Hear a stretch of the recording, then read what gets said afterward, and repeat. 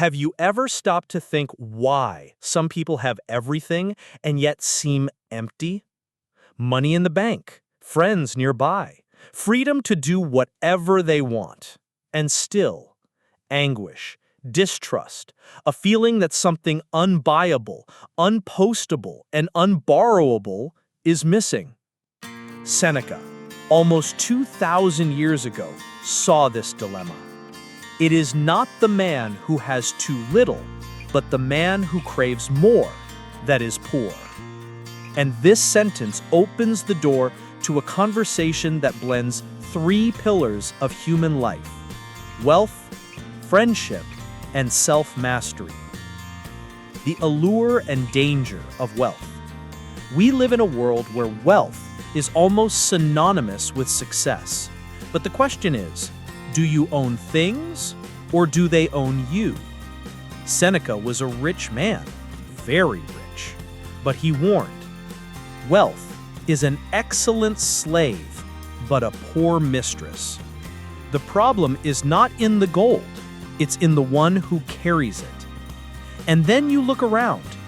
How many people sink into debt just to appear rich? How many sacrifice themselves to earn more, and in the process lose sleep, peace, their children, and their health? The Bible does not condemn money, but it warns, for the love of money is a root of all kinds of evil. 1 Timothy 6:10. The issue has never been the quantity, but the dependence. Do you want to be free? Then money cannot be your master. True wealth is what time cannot consume. Seneca said that the only true wealth is that which fortune cannot take away. Today, you might have investments, properties, status. But what if all that disappeared? What would be left of you? Classic literature like The Count of Monte Cristo or Les Miserables clearly shows this. Who we are when everything is taken from us reveals who we truly are. Friendship, quality over quantity.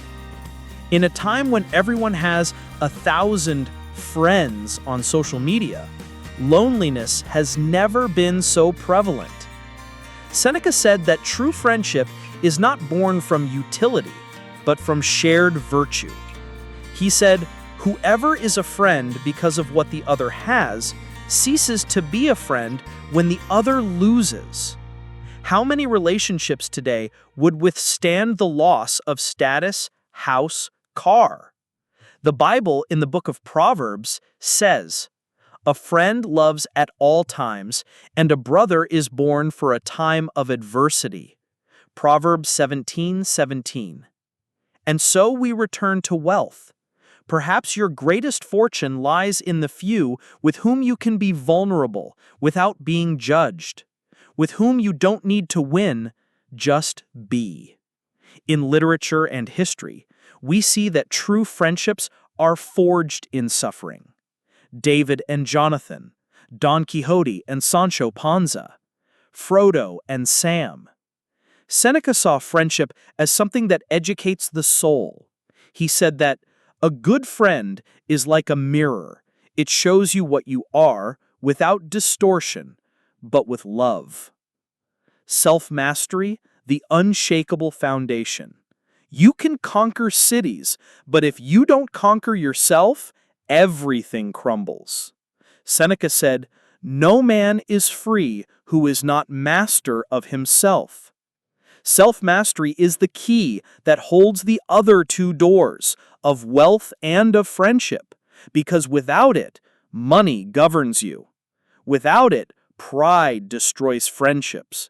Without it, your life becomes an internal battlefield where you are the enemy.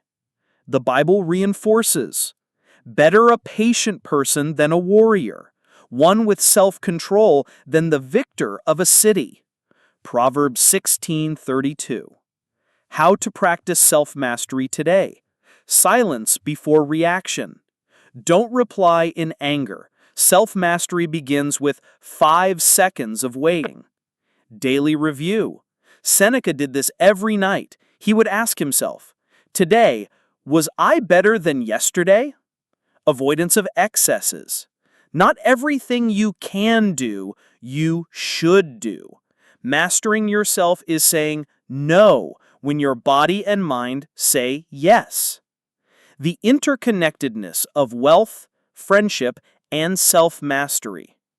If you have wealth but lack self-mastery, you will be a slave with gold. If you have friends but lack virtue, you will be a self-serving companion. If you have discipline but lack love, you will be a machine and not a human being. These three themes intersect because they touch the heart of human existence. Wealth without purpose is empty. Friendship without sincerity is theater. Self-mastery without empathy is rigidity. Seneca challenges us to reflect. Are you collecting possessions or building virtues? Are you surrounded by people or truly accompanied? Are you living in control or being controlled by your impulses? You can have everything the world calls success and still lose what truly matters. Peace, clarity, the truth about who you are. Final question and call to action.